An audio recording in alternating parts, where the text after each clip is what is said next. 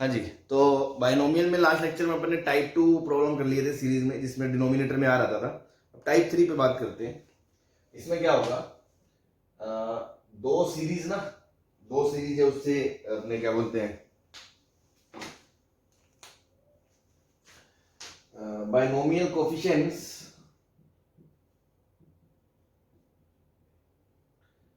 Will be present in product form, है ना। मतलब दो बाइनोमियल कोफिशिएंट प्रोडक्ट फॉर्म में होंगे।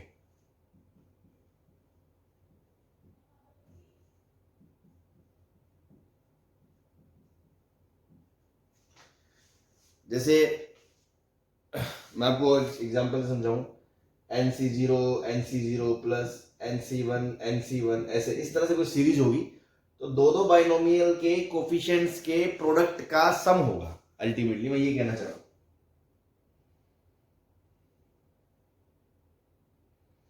ठीक है ना। Yes sir. तो टू बाइनोमियल कोफिशिएंट्स लिख लो एक बार, will be present in product form and sum of their lower subscript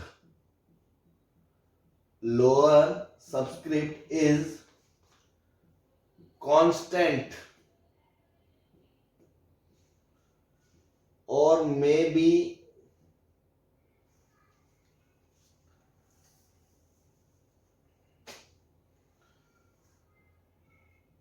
can be made constant, या तो हो या हम बना सकें थोड़ा बहुत मैनिपुलेशन करके। तो ये वाला टाइप पर्टिकुलर प्रॉब्लम है जो हमें ध्यान रखना है, ठीक है ना। अभी क्वेश्चन करेंगे, सारी चीज समझ में आ जाएगी। अभी तो मैं ये कह रहा हूं कि दो बाइनोमियल का कोफिशिएंट्स का प्रोडक्ट का सम होगा, उसमें लोअर सबस्क्रिप्ट का वो कांस्टेंट होगा, आपका लोअर सबस्क्रिप्ट का सब कांस्टेंट होगा या हम उसको कर देंगे कुछ ना कुछ करके, ठीक है जी। अब ये तो है टाइप। अब इसमें करना क्या होगा, करना ये होगा इसमें कि compare coefficient of any particular term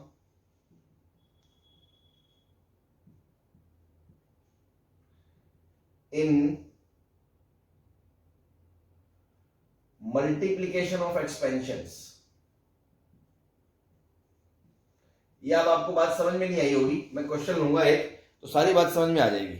अभी शायद ये आपको इजीली ना दिख रहा हो कि कहना क्या चाह रहे हैं, है ना। तो मैं एक प्रॉब्लम लेता हूं पहले, तब आपको समझ में आएगा कहना क्या चाह रहे हैं। जैसे मान लो क्वेश्चन आ गया, NC0 into NC1 plus NC1 into NC2 plus NC2 into NC3 plus चलते चलते चलते NCn-1 इंटू NCn, ये किसके बराबर होगा, ऐसा क्वेश्चन आ गया, ठीक है। तो देखो अभी तक हमने ऐसा क्वेश्चन बिल्कुल नहीं देखा, तो इसी को मैंने नया टाइप बताया कि दो बाइनोमियल प्रोडक्ट फॉर्म में, ठीक है। और उसमें खासियत क्या होगी, एक सेकंड,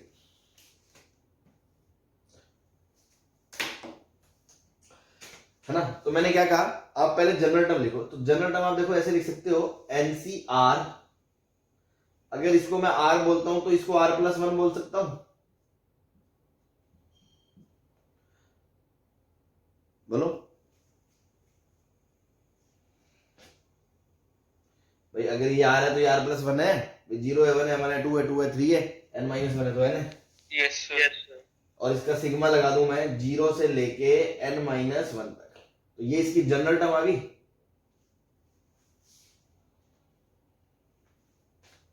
यस सर। अब मैंने क्या बोला कि दो बाइनोमियल प्रोडक्ट में है, उनके जो लोअर सबस्क्रिप्ट है, लोअर, उनका जो सम है वो कांस्टेंट होना चाहिए। लेकिन यहां तो आपको कांस्टेंट नहीं दिख रहा, आपको तो दिख रहा है कि सम तो 2r+1 है। लेकिन मैंने क्या बोला, या तो कांस्टेंट आपको दिख जाए या आप उसको कुछ ना कुछ एडजस्टमेंट करके बना पाओ, है ना। जरूरी नहीं हर प्रॉब्लम में अपन कर पाए, बट यहां होगा, है ना। कैसे होगा, अगर मैं इसमें प्रॉपर्टी लगा दूं NCR बराबर NCn-r, तो ये अगर मैं एक को तो पढ़ा रहने दूं और दूसरे को मैं ऐसे लिख दूं n-r-1, तो क्या ये सेम ही बात है,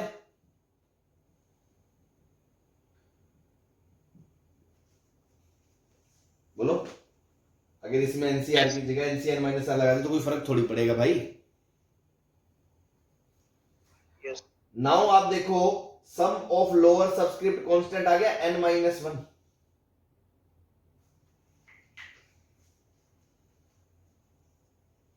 Yes, sir. बस तो आपको दिख गया होगा कि कैटेगरी वही है जो सर कह रहे हैं कि दो बाइनोमियल कोफिशिएंट प्रोडक्ट में है और उनके लोअर सबस्क्रिप्ट का सम कांस्टेंट है। ये तो हो गई पहचान कि ऐसा क्वेश्चन ये टाइप 3 का है। नाउ करना क्या है, वो तो सर हवाई लग रही, क्या कह रहे हो, compare coefficient of any particular term in multiplication of expansions, है ना। मतलब थोड़ा सा मैं हिंदी में बताऊं कि कई एक्सपेंशन की बात करेंगे। जैसे यहां दो सीरीज है तो मैं दो एक्सपेंशन की बात कर रहा हूं, तो मतलब एक अलग एक्सपेंशन होगा, दूसरा अलग एक्सपेंशन होगा। उन एक्सपेंशन को मल्टीप्लाई किया जाएगा और उन एक्सपेंशन को मल्टीप्लाई करके आपको ये देखना है कि ये जो सीरीज है वो किस टर्म का कोफिशिएंट है और फिर उस टर्म का कोफिशिएंट अपन कंपेयर करेंगे। तो compare the coefficient of any particular term in multiplication of expansion. ठीक है, अब मुझे पता है बात अभी भी नहीं समझ में आई होगी, लेकिन फिर भी मैं शुरुआत करता हूं कहना क्या चाह रहे हैं। जैसे अगर मैं सिर्फ पहले पहले वाले को देखूं, पहले पहले वालों को, तो ये अगर सारे मुझे कोफिशिएंट चाहिए तो मैं ऐसा बोल सकता हूं कंसीडर 1 प्लस एक्स की पावर n का जो एक्सपेंशन है उसमें nc not in plus nc1 into x plus nc2 into x square plus nc3 into x cube, चलते चलते चलते चलते चलते ncn इंटू एक्स की पावर n तक आएगा भाई।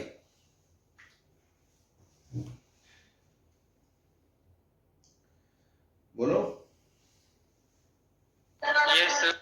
ठीक, अब आप ध्यान दो, अगर मैं दूसरी बार ये लिख दूं x प्लस 1 की पावर n, तो इसमें क्या आएगा nc नॉट इंटू एक्स की power n plus nc1 into x की power n minus 1 plus nc2 into x की पावर n माइनस 2 से लेके चलते चलते चलते लास्ट में ncn, ये आएगा।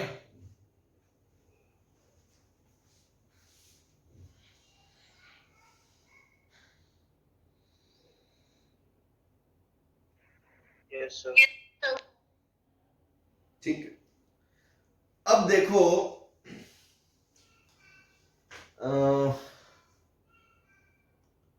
पहले तो मैं आपको सीरीज दिखा दूं, जो अपनी सीरीज थी ना उसको मैंने कन्वर्ट करके ये लिख लिया, तो इसको जब आप एक्सपेंड करते हो तो ये सीरीज क्या बनेगी nc naught into ncn minus 1 plus nc1 into ncn minus 2, इस तरह से बनेगी सीरीज। ये लास्ट वाला जब आएगा ncn माइनस 1 और ये ncn माइनस r लगाओगे तो ये nc0 बन जाएगा। तो ये वाली सीरीज निकाल लो चाहे ये वाली सीरीज निकाल लो, एक ही बात है, क्योंकि हमने ये इसमें प्रॉपर्टी लगा के इसको इसमें तब्दील कर दिया था।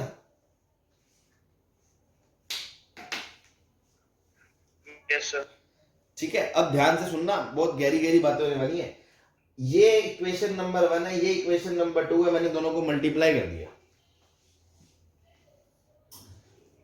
ठीक है, मल्टीप्लाई जब कर दोगे तो क्या होगा, इधर तो आएगा 1 प्लस एक्स की power n into x plus 1 की पावर n, जो भी आएगा उसको छोड़ो।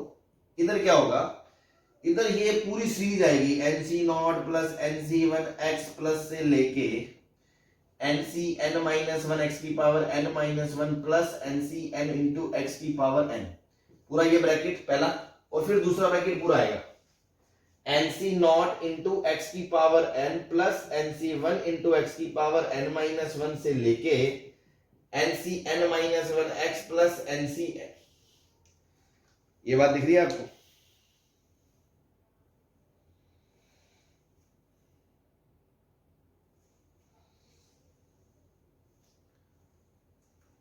हाँ भाई, Yes. ठीक।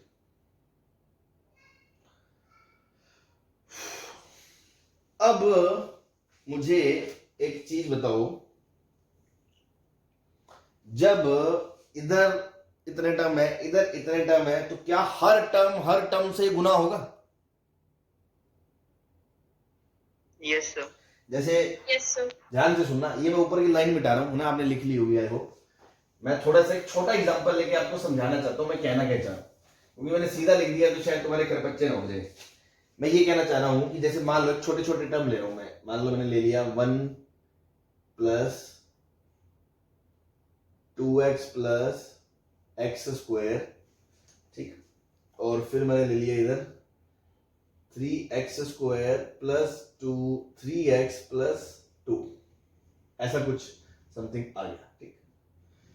जब मैं इसको गुना करूंगा तो हर टर्म से गुना होगा, तो ये इससे गुना होगा 3x स्क्वायर, ये इससे गुना होगा 3x, ये 1 इससे गुना होगा 1, फिर 2x इससे गुना होगा 6x क्यूब, 2x इससे गुना होगा 6x स्क्वायर, 2x इससे गुना होगा 2x, x पर इससे गुना होगा 3x की पावर 4, x पर इससे गुना होगा 3x क्यूब, x पर इससे गुना होगा वो आएगा x स्क्वायर। अब इनको मैं समेटूंगा भाई, ऑब्वियस सी बात है, समेटूंगा, इकट्ठे करूंगा x वाले टर्म, x स्क्वायर वाले टर्म, x क्यूब वाले टर्म, तो मैं इसको ऐसे लिख सकता हूं। अगर मैं कांस्टेंट की बात करूं तो कांस्टेंट तो 1 into 1 ही बना, 1 प्लस, अब मैं अगर x की बात करूं, x की, तो x के साथ देखो ब्रैकेट में क्या आएगा, एक तो यहां से ये 3 आएगा और एक यहां से ये 2 आएगा। ऐसे ही एक्स स्क्वायर के साथ क्या आएगा, एक्स स्क्वायर के साथ देखो 3 आएगा, 6 आएगा, 1 आएगा। फिर एक्स क्यूब के साथ क्या आएगा, 6 आएगा, 3 आएगा, और एक्स की पावर 4 के साथ क्या आएगा, 3 आएगा। ये दिख रहा है आपको, ये मैंने 6 + 3 क्यों लिखा है इसको समझना।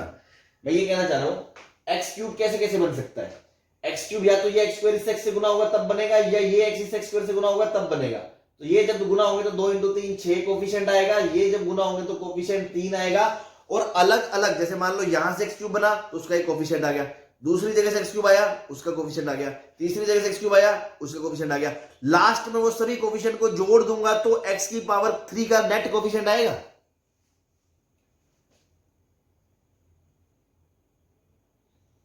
Yes, sir. अब यही लॉजिक यहां पे सोचो कि हाँ जी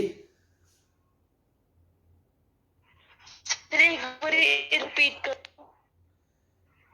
मैं ये कह रहा हूं एक्स क्यूब का कोफिशिएंट कैसे कैसे आएगा भाई, एक्स क्यूब कैसे बनेगा, ये एक्स जब इस एक्स स्क्वायर से गुना होगा तब एक्स क्यूब बनेगा, और ये एक्स स्क्वायर जब इस एक्स से गुना होगा तब एक्स क्यूब बनेगा। तो 2 into 3 एक्स क्यूब का कोफिशिएंट यहां से 6 आएगा, यहां से एक्स क्यूब का कोफिशिएंट 3 आएगा, तो अल्टीमेटली 6 + 3 आएगा।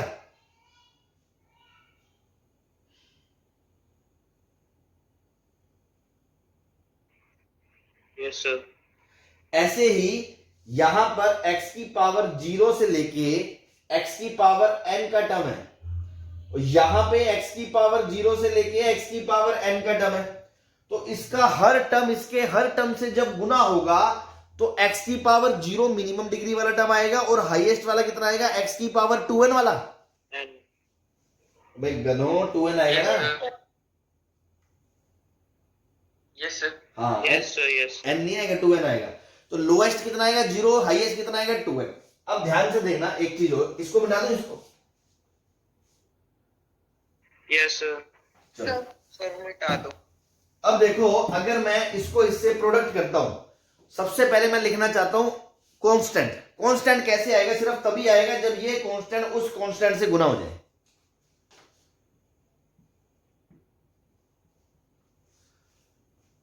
और कोई रास्ता है कांस्टेंट बनने का?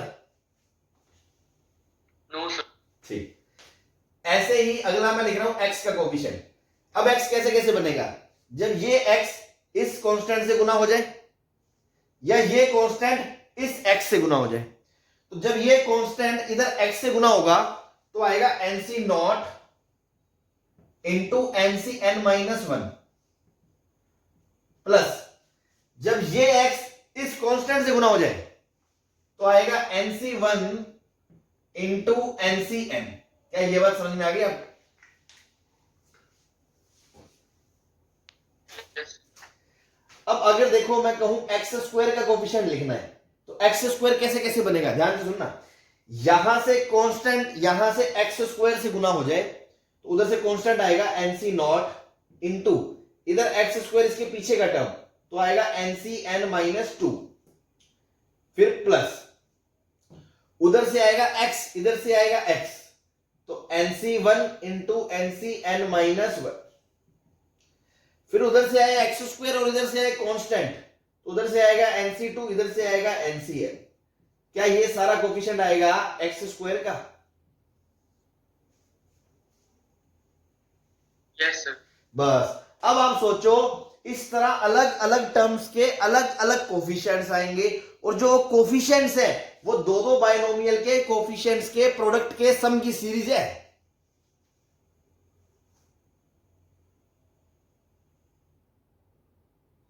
Yes sir. तो अब आप ये सोचो कि जो क्वेश्चन आपको दिया था, क्या दिया था भाई? NC0 इंटू NC1,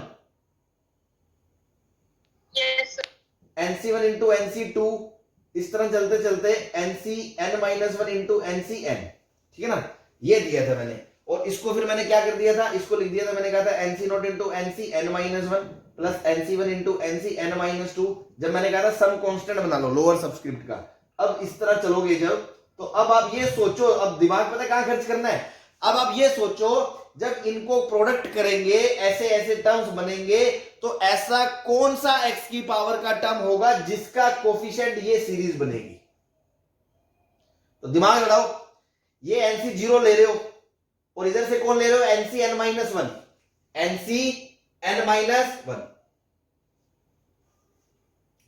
तो ये दोनों को गुना करेंगे तो क्या आएगा? x आएगा, x। फिर NC1 ले रहे हो और NCN-2 ले रहे हो, NC1 ले रहे हो और NCN-2 ले रहे हो, तो x स्क्वायर आएगा, तो फिर गड़बड़ हो गई। मतलब हमें तो एक ही कोफिशिएंट चाहिए था ना कि या तो x का है या x स्क्वायर का है, तो फिर मैंने ऐसे नहीं देखा, ऐसे देखा, ऐसे, ठीक है ना भाई। हालांकि मैंने उसको इसमें कन्वर्ट कर लिया था, चलो हो सकता है कन्वर्ट करने से मुझे वो नहीं दिख रहा, तो मैं इसी को ऐसे ही देखूंगा। अब दोबारा सुनना ध्यान से, ये NC0 ले रहे हो इधर से और NC1 ले रहे हो इधर से, NC1, तो इन दोनों को अगर मैं गुना करूंगा तो किसका कोफिशिएंट आएगा? x की पावर n-1 का आएगा।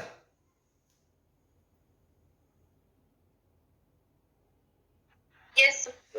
ऐसे ही अगला है NC1 इंटू NC2, तो देखो इधर से NC1 लोगे तो क्या आएगा? x, इधर से लोगे NC2 अगला तो क्या आएगा? x की पावर n-2, दोनों को फिर क्लब करोगे तो अगेन x की पावर n-1 का कोफिशिएंट आएगा। Yes sir. यस। इस तरह आप समझ गए, इधर से लोगे NCN-1 ये, और इधर से लोगे NCN, तो भी इन दोनों को गुना करोगे तो x की पावर n-1 का कोफिशिएंट आएगा। इट मींस जब इसको मल्टीप्लाई करोगे, x की पावर 0 से लेके x की पावर 2n तक के सारे टर्म होंगे, तो उसके बीच में रास्ते में कहीं x की पावर n-1 भी आएगा, और जो वो x की पावर n-1 आएगा उसका जो कोफिशिएंट होगा वो ये होगा, NC0 into NC1 plus NC1 into NC2, चलते चलते NCN-1 इंटू NCN। इस तरह आगे x की पावर n का कुछ कोफिशिएंट होगा, और फिर पूरी सीरीज में लास्ट में जाके आएगा x की पावर 2n का कोफिशिएंट, और उसमें सिर्फ एक ही टर्म आएगा जब ये इससे गुना हो जाएगा, तो वो क्या आएगा? NC0 into NCN। तो इन दो एक्सपेंशन को आपस में मल्टीप्लाई करा, और आपने ये पहचानना है कि रास्ते में कौन से टर्म के एक्सपेंशन, कौन से टर्म मतलब x की पावर कौन सी है जिसका कोफिशिएंट रिक्वायर्ड सीरीज बने।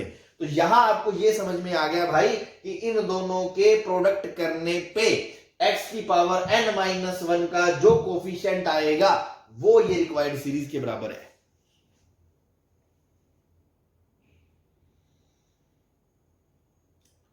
Yes sir. तो क्या मैं इस सीरीज को जो आपने पूछा था ये किसके बराबर है, तो मैं इसको ये बोल सकता हूं, this is the coefficient of x की पावर n-1 इन राइट हैंड साइड। और अगर राइट हैंड साइड और लेफ्ट हैंड साइड बराबर है तो मैं इसी को बोल सकता हूं कि this is nothing but equals to coefficient of x की power n-1 in left hand side. Left hand side मतलब कोफिशिएंट ऑफ x की पावर n-1 इन दोनों को मल्टीप्लाई कर दो तो 1 प्लस x की पावर 2n बन जाएगा। तो 1 प्लस x की पावर 2n में जो x की पावर n-1 का कोफिशिएंट होगा वो इसका आंसर होगा। और ये आपको पता है इसकी general term NCR into x की पावर आर, तो एक्स की पावर आर ये हो गया, तो NCR, ये आपका आंसर आ गया। मतलब ये जो पूरी सीरीज है ना, ये क्लब होके ये इसके बराबर है। क्या ये बात समझ में आ गई आपको? Yes sir, yes sir. तो थोड़ा सा एक सरप्राइजिंग है कि हाँ यार इतना सोचना पड़ेगा। अभी आपको पहली बार सुन रहे हो, पहली बार मैं आपको समझा रहा हूं, तो टाइम लग रहा है, आपको लग रहा होगा। अभी 2 मिनट के अंदर है ना अपन इस खेल को यूं चुटकी में करेंगे, चुटकी में, है ना। वो अलग बात है, किसी किसी प्रॉब्लम में आपको डिटेलिंग में जाना पड़ेगा, इसीलिए फंडा बताया, सीधा शॉर्टकट नहीं बताया। सीधा शॉर्टकट बताता तो आपको ये बेसिक समझ में ही ना आता। असली बेसिक तो यही है। शॉर्टकट मैं बता दूंगा, मोस्ट ऑफ द टाइम उससे अपना काम चल जाएगा। बट कभी कोई प्रॉब्लम ऐसी भी आ गई जिसमें शॉर्टकट से काम नहीं चलता, तो बेसिक ये है, रीजन ये है क्या, कि कभी भी आपने दो बाइनोमियल कोफिशिएंट के प्रोडक्ट के सम की सीरीज देखी, तो आपके तुरंत दिमाग में आएगा अच्छा ये तो कोई एक एक्सपेंशन और कोई दूसरे एक्सपेंशन को आपस में गुना करके लाया गया होगा। तो फिर आपने सोचा अच्छा एनसी नॉट एनसी बना, ये वाला एक्सपेंशन है, तो एक 1 प्लस एक्स की पावर एन है, तो दूसरा भी 1 प्लस एक्स की पावर एन ले लो या एक्स प्लस 1 की पावर एन ले लो, उसको फर्क नहीं पड़ता। फिर आपने देखा कि उनको प्रोडक्ट करेंगे तो हर टर्म का कोई ना कोई कोफिशिएंट आएगा, और कोफिशिएंट में दो के बाइनोमियल के प्रोडक्ट का सम आएगा। तो अल्टीमेटली अपना गेम क्या है, अपना गेम ये है कि हमें ये पहचानना है कि ये सीरीज किसके टर्म का कोफिशिएंट है। तो हमने ये पहचान लिया, क्योंकि सबका एक्स की पावर सेम आएगा तभी तो उसका कोफिशिएंट बनेगा। तो हमने जब देखा कि ये तो एक्स की पावर n-1 का कोफिशिएंट है, ये भी एक्स की पावर n-1 से आएगा, ये भी एक्स की पावर n-1 से। अच्छा, मतलब ये पूरी सीरीज, इस पूरे दोनों को प्रोडक्ट करने के बाद जब टर्म्स खुलेंगे तो एक्स की पावर n-1 के साथ जो कोफिशिएंट आएगा वो ये पूरी सीरीज आएगी। इट मींस मैं ये कह सकता हूं कि ये सीरीज किसके बराबर है, राइट हैंड साइड में कोफिशिएंट ऑफ एक्स की पावर n-1 के बराबर है। मतलब ये लेफ्ट हैंड साइड में कोफिशिएंट ऑफ एक्स की पावर n-1 के बराबर है, मतलब ये कोफिशिएंट ऑफ एक्स की पावर n-1 इसके है, तो इसमें कोफिशिएंट ऑफ एक्स की पावर n-1 आपको पता है NCR आंसर आ गया। I hope it is clear. Yes yes sir, सब बस नोट कर लिया। चलो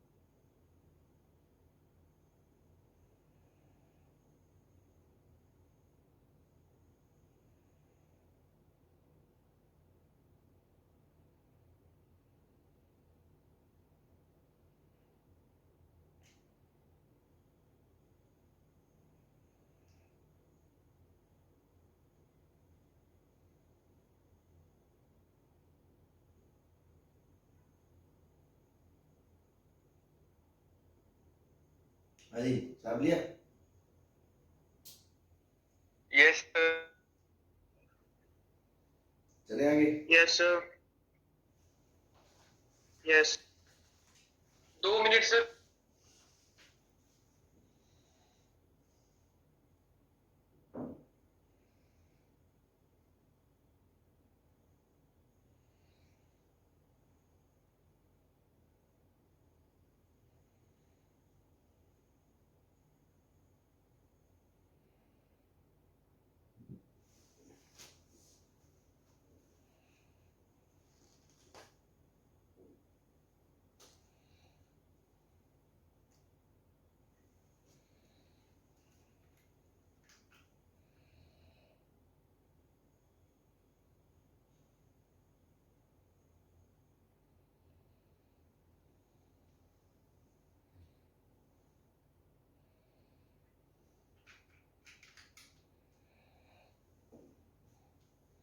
चले। यस सर,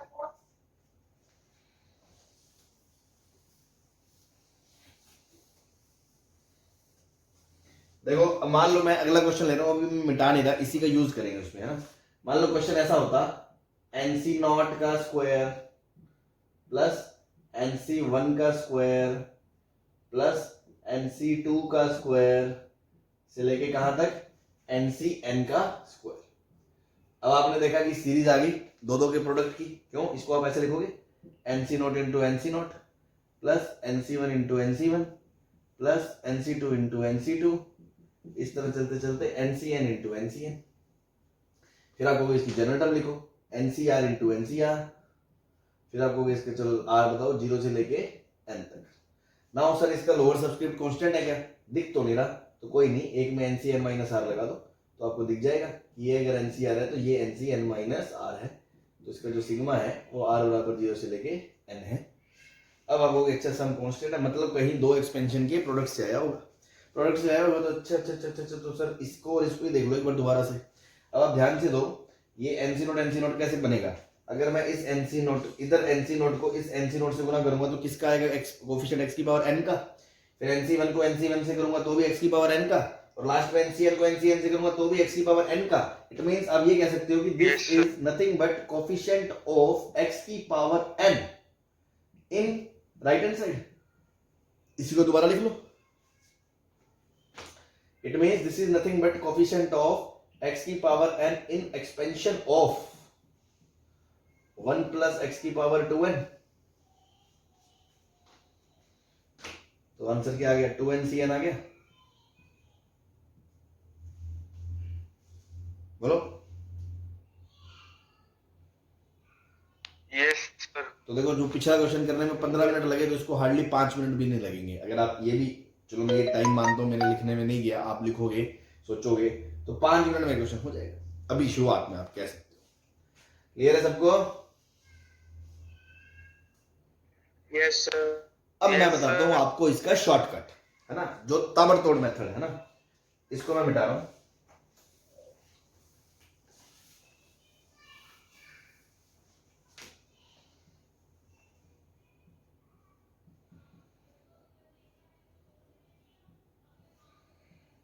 है ना, एकदम धुआंधार,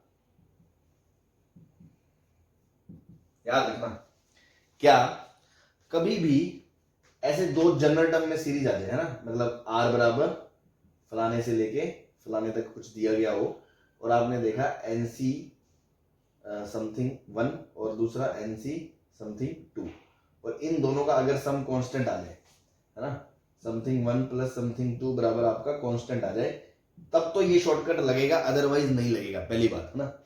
अब लगेगा कैसे, मान लो something one plus something two बराबर क्या आ गया, के आ गया, और ये मान लो n1 है और ये n2 है, तो इस सीरीज का आंसर सीधा क्या हो जाएगा, सीधा this will be equal to coefficient of x की पावर k, जो कांस्टेंट आएगा, इन एक्सपेंशन ऑफ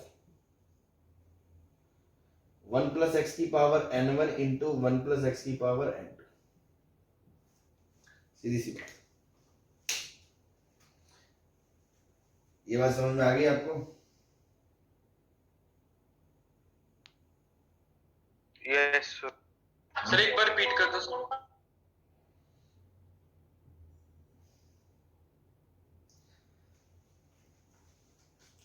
मैंने कहा ऐसे दो बाइनोमियल कोफिशिएंट प्रोडक्ट में दिए जाएंगे, आप सीरीज दे रखी होगी, आपने देखा लोअर सबस्क्रिप्ट का सम कांस्टेंट है, उसको मैंने के बोल दिया, तो ये किसके बराबर होगा, सीधा आंसर कोफिशिएंट ऑफ एक्स की power k in the expansion of this 1 plus x की power n1 into 1 plus x की पावर n2। बेसिकली लिख सकते हो 1 प्लस एक्स की पावर n1 प्लस n2, तो सीधा आंसर क्या बन जाएगा, n1 प्लस n2 सी के। जैसे इस क्वेश्चन में देखो, आपने क्या करा, जनरल टर्म लिख ली, ये सब कर लिया, अब आपने देखा ये और ये इसके बराबर है, तो इन दोनों का लोअर सबस्क्रिप्ट का सम जो कांस्टेंट है वो किसके बराबर है, n के बराबर है या नहीं है?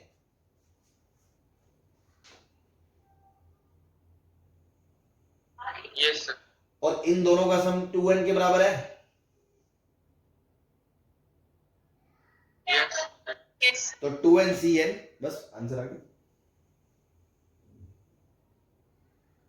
भाई। इसका मतलब है 1 प्लस एक्स की पावर इन दोनों का सम 2n, के एक्सपेंशन में एक्स की पावर किसका कोफिशिएंट, एन का। तो मैं यही बोल रहा हूं कि आंसर हमेशा क्या होगा, कोफिशिएंट ऑफ एक्स की पावर के जो कांस्टेंट है इन the expansion of 1 plus x की पावर n1 प्लस n2। लेकिन ये आंसर सीधा तभी दोगे, नोट करके लिख लेना, if all terms are present. If all terms are present कहने का भावार्थ समझ रहे हो मेरा। मान लो इस सीरीज के अंदर मैं ये दो टर्म उड़ा दूं और शुरू करूं NC2 से, और जब आप देखोगे कि इसमें तो दो टर्म मिसिंग है, तो आप ये करने के बाद उसमें से माइनस दो टर्म नहीं करोगे शुरू के, या मैं लास्ट का ये उड़ा दूं, शुरुआत का ये उड़ा दूं, तो सीरीज तो ऐसे ही करोगे। लेकिन आप देखोगे पूरी सीरीज का आंसर ये है, तो दो टर्म गायब है, तो वो आप लिखोगे कि नहीं लिखोगे? तो वो एडजस्ट करना पड़ेगा आपको। मैं भी प्रॉब्लम्स लूंगा बीच में, आपको समझ में आ जाएगा। तो सर हम पहचानेंगे कैसे, मतलब या तो पूरा पूरा एक्सपेंशन करें तभी पहचान में आएगा? नहीं, आप फिर भी पहचान सकते हो। कैसे? जैसे मान लो सपोज ये टर्म नहीं होता, सपोज ये टर्म नहीं होता, ठीक है, तो आप सोच सकते थे ना कि देखो ये NC1 जा रहा है, NC2 जा रहा है, NCN के आगे तो जा ही नहीं सकता, NCN के आगे तो जा ही नहीं सकता ना, क्योंकि एक एक बढ़ रहा है। तो अगला अगर टर्म दुनिया में होगा तो वो NCN+1 होगा, बट वो तो डिफाइंड नहीं है। इट मींस ये लास्ट टर्म है, इसके आगे कोई टर्म नहीं हो सकता। ये पहचान हो गई आपको?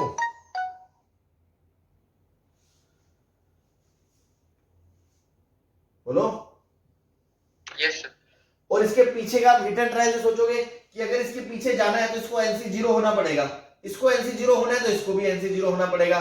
तो ये तो दोनों टर्म डिफाइंड है, मतलब ये वाला टर्म मिसिंग है उसमें से। मिसिंग है तो मतलब लास्ट में हमें उसको घटाना पड़ेगा। ये क्या मैं चाह रहा हूं। क्लियर है? Yes sir. चलो अभी दो चार क्वेश्चंस लेते हैं, करते हैं, थोड़ा हौसला आएगा कि हाँ यार चलो समझ में आ रहा है। ठीक है, ये मिटा दे, छाप लिया तो। Yes sir. चल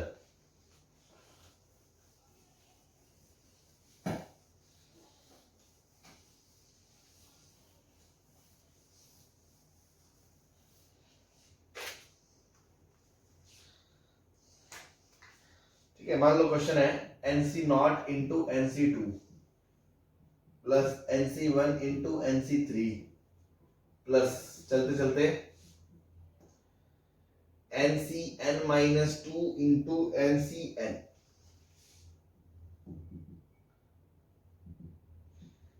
NC0 into N+2C3 plus NC1 into N+2C4। जहां तक जा रहा है N-3C4 2N+1C2 plus N-3C5 2N+1C3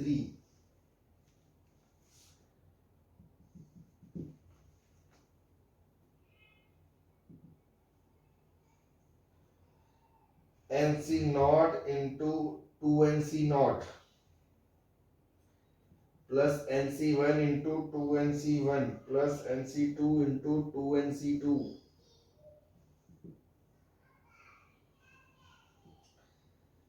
NCN into N+1C1 plus NCN-1 into N+1C2 से लेके NCN-2 इंटू N+1C3 प्लस। ठीक है, मान लो ये छोटे छोटे दो चार मैं क्वेश्चन कर रहा हूं, छोटे छोटे लगेंगे अब अपन को, वैसे तो बड़े बहुत बड़े बड़े हैं अगर ये सब्जेक्टिवली करने हो।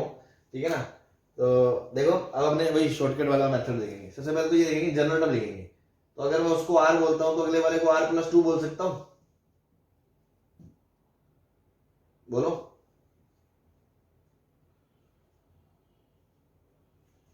Yes sir. हाँ।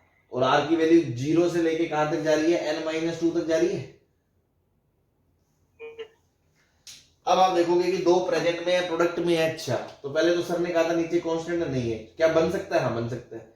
इसको आप ले सकते हो NCR इंटू NCN-R-2। तो अब आपने देखा इन दोनों लोअर सबस्क्रिप्ट का जो सम है वो किसके बराबर है? N-2 के बराबर है। मतलब ये चीज किसके बराबर होगी? कोफिशिएंट ऑफ x की power N-2 in expansion of 1 plus x की power n plus n 2n।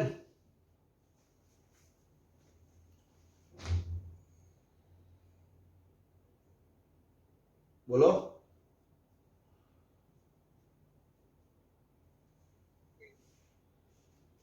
Hello. Yes sir. हाँ, तो आंसर क्या आएगा? 2n c n minus 2।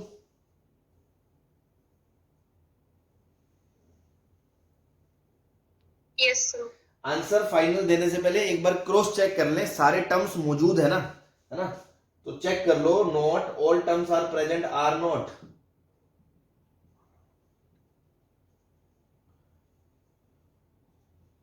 Check करो उसको, है ना? ये इसलिए लिखा रहा हूं बार बार ताकि आपको दिमाग में रहे। तो चेक कैसे करोगे कि सर अगर इसके पीछे का कोई टर्म होता तो क्या वो nc माइनस 1 होता?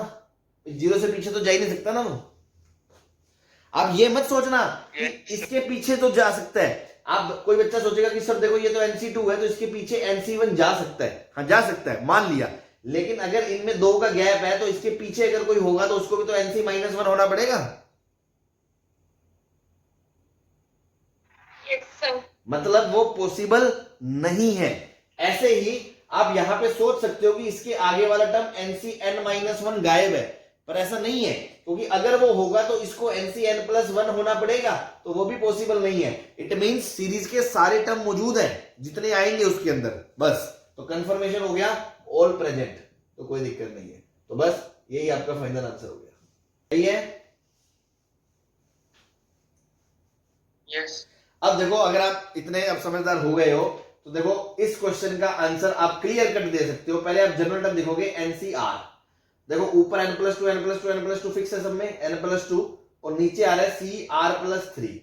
अगेन सिग्मा की वैल्यू r बराबर 0 से शुरू हो रही है, उसने डैश डैश डैश डैश करके छोड़ दी, मतलब लास्ट टर्म जहां तक डिफाइंड है वो आएगा। लास्ट टर्म कहां तक आएगा? अगर मान लो मैं r की जगह n लेता हूं, n, कोई बच्चा सोचे nc n तक, तो अगर मैं NCN लेता हूं तो ये तो आएगा n प्लस 2 सी n प्लस 3, तो ये तो डिफाइंड ही नहीं होगा। तो लास्ट टर्म क्या होगा? n माइनस 1 होगा, तभी तो ये n प्लस 2 आ पाएगा। तो ये भी डिफाइंड हो और ये भी डिफाइंड हो, तो पक्की बात है r की जगह 0 से लेके n माइनस 1 तक ही जाएगा। ये बात समझ में आई आपको? पहले तो यस सर। नाउ अब आपने देखा इनका सम कांस्टेंट नहीं है, लेकिन आप दिस माइनस दिस लिख सकते हो। तो आपने लिखा NCR इंटू n प्लस 2 सी, इसमें से ये घटाओगे तो n माइनस आर माइनस 1 आ गया। तो इन दोनों का जो सम है वो n माइनस 1 आ गया। तो मैं सीधा बोल सकता हूं this is coefficient of x की power n minus 1 in expansion of 1 plus x की power n plus n plus 2, 2n plus 2। तो आंसर क्या आएगा? 2n plus 2 c n minus 1। सही है? सारे टर्म मौजूद है, 0 से लेके आखिरी तक सारे टर्म जा रहे हैं, तो ये आपका आंसर आ जाएगा भैया।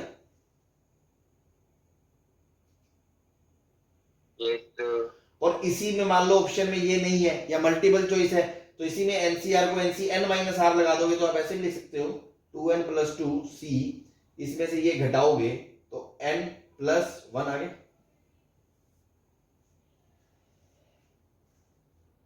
सॉरी n प्लस 3 आएगा। हाँ जी भाइयों, कोई परेशानी?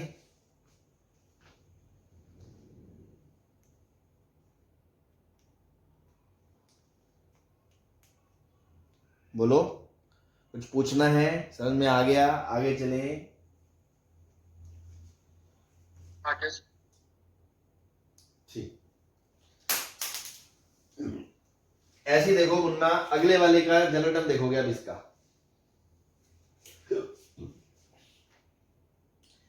n माइनस 3 C4, C मतलब R लिख दिया मैंने, R। तो ये बन गया 2n plus 1 C R minus 2,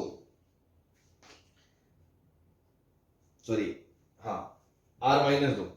R की वैल्यू कहां से कहां तक? 4 से शुरू हो रही है, 4 है तो ये 2 है। Yes sir. लास्ट में कहां तक जा सकती है उसको चेक कर लो। मान लो R की जगह n माइनस 3 जाता है, तो अगर ये n माइनस 3 होता है तो ये n माइनस 5 अलाउड है, कोई दिक्कत नहीं है भाई। ऊपर 2n प्लस 1 है तो नीचे n माइनस 5 अलाउड है। Yes sir. तो मतलब last Yes, term sir. n minus 3 तक जाएगा, सही है? हाँ जी, Yes, sir. ठीक है। अब आप देखो इन दोनों का सम कांस्टेंट नहीं है, तो चलो इस पे मैंने एक बार फॉर्मूला लगा दिया, तो 2n प्लस 1c, इसमें से ये घटाओगे तो 2n माइनस r प्लस 3 आ गया, ये आ गया n माइनस 3cr। इन दोनों का सम देखोगे तो 2n प्लस 3 आ गया, तो कोफिशिएंट ऑफ x की power 2n plus 3 in expansion of 1 plus x की पावर दिस प्लस दिस, तो 3n माइनस 2 आ गया। सर इसमें हम वो वाला फॉर्मूला लगा सकते हैं कौन सा? Sir, short trick sir. तो क्यों नहीं लगा सकते? वही तो लगा रहा हूं मैं भाई, नीचे का लोअर सबस्क्रिप्ट कांस्टेंट आ गया ना, तो मैं वही तो कह रहा हूं, इन दोनों का सम का मतलब जो आई वो x की पावर उसका coefficient in the expansion of 1 plus x की पावर n1 प्लस n2, तो वही तो लगा रहा हूं मैं। तो आंसर क्या आ गया? 3n minus 2c 2n plus 3।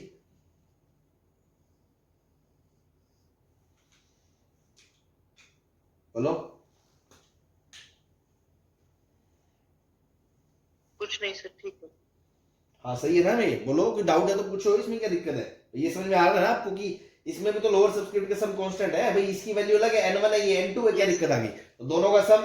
Yes sir, yes. हाँ, लेकिन क्या ये आंसर पूरा है? इसमें ध्यान से देखो, इसमें सारे टर्म प्रेजेंट नहीं है, लास्ट में तो चलो डैश डैश करके छोड़ दिया, मतलब जहां तक है वहां तक है, लेकिन इसके पीछे के टर्म देखो आप, अगर इसके मैं पीछे जाता हूं तो इसके पीछे का टर्म आएगा 2n प्लस 1c1, और ये एक कम होगा तो ये भी एक कम होगा, क्योंकि सब बढ़ रहे हैं एक एक, तो ये आएगा n माइनस 3c3, तो ये भी डिफाइंड है और ये भी डिफाइंड है। Yes sir. है ना? तो ये वाला टर्म मिसिंग है, ऐसे इसके पीछे वाला टर्म आएगा 2n प्लस 1c0 और n माइनस 3c2, तो ये दो टर्म मिसिंग है या नहीं है? Yes sir. तो वो दो टर्म आपको घटाने पड़ेंगे, क्योंकि अगर आप इसमें ये होते तो पूरी सीरीज का सम इसके बराबर होता, तो आपको माइनस करने पड़ेंगे वो दो टर्म, कौन से? n minus 3c2 into 2n plus 1c0 plus n minus 3c3 into 2n plus 1c1। क्या ये बात समझ में आ गई आपको?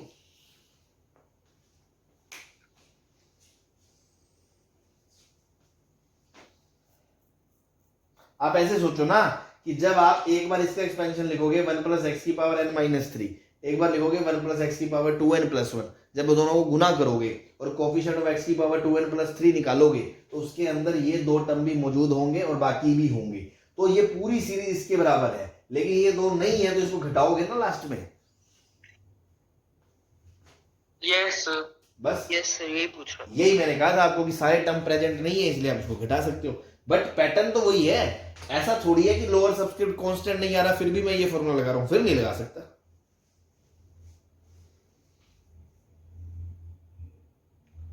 हाँ जी, क्लियर है? Yes, sir. नोट कर लो, फिर मैं यहां तक मिटा देता हूं, ये दो क्वेश्चन मैं ऊपर इस स्पेस में सॉल्व कर दूंगा ना, भिड़ा हो गया काफी।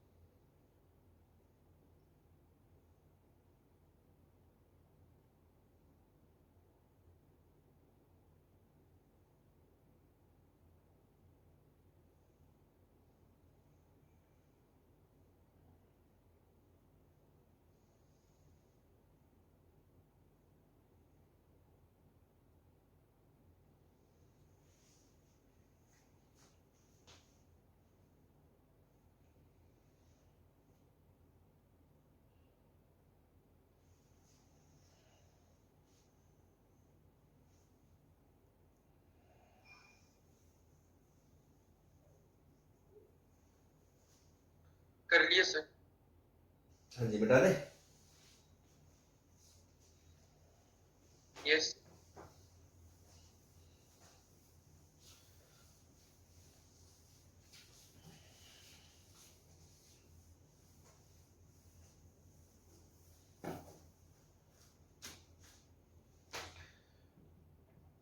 अब देखो इसका जनरल टर्म लिखोगे क्या आएगा, NCR 2NCR, और 2NCR को मैं लिख सकता हूं 2n माइनस आर का सिग्मा, r बराबर 0 से n तक।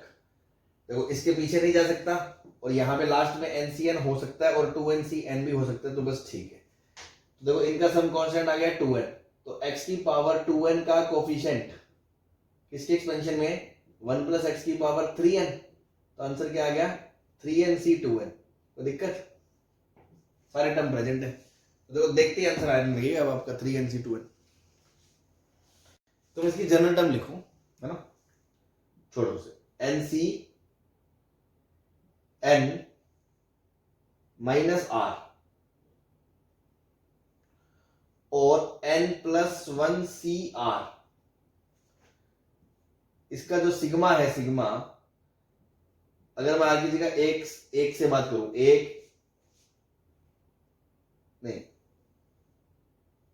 अगर यहां एक है तो यहां दो है, तो मैं यहां आर बोल रहा हूं, तो ये r+1 है, n-1 2, फिर n-2 C3, तो r बराबर 1 से लेके 0 से लेके r बराबर 0 से लास्ट टर्म जाएगा NC, लास्ट टर्म अगर मैं लिखता हूं तो NC 0 होगा, 0 होगा, तो यहां पे क्या हो जाएगा n प्लस, मतलब n में से क्या घटाया, n घटाया, तो n+1C n+1 हो जाएगा। तो ठीक है, ये टर्म डिफाइंड है, तो r 0 से लेके कहां तक जा रहा है, n तक जा रहा है। हाँ जी, तो क्या ये दो लोअर बाइनोमियल, लोअर सबस्क्रिप्ट का सम कांस्टेंट आ रहा है, कांस्टेंट?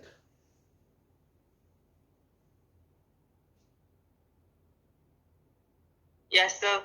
तो मैं वही कह रहा था कि अगर आप डायरेक्ट भी देखो कि यहां सम n+1 n+1 n+1 बिना NCR लगाए n-r, इन लोअर सबस्क्रिप्ट का जो सम है वो आपको सीधा कांस्टेंट दिख रहा है n+1 है, मतलब आप तुरंत समझ जाओगे कि कोफिशिएंट ऑफ x की पावर n+1 निकालना है किसके एक्सपेंशन में, इन एक्सपेंशन ऑफ 1 प्लस एक्स की पावर n+n+1, और सारे टर्म मौजूद है, कोई टर्म मिसिंग नहीं है, तो सीधा आंसर बोल दो भैया 2n+1c n+1।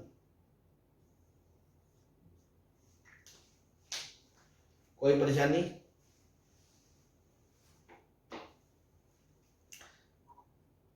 नो। देखो मैंने 7 क्वेश्चन करा दिए, 7 से 8 क्वेश्चन।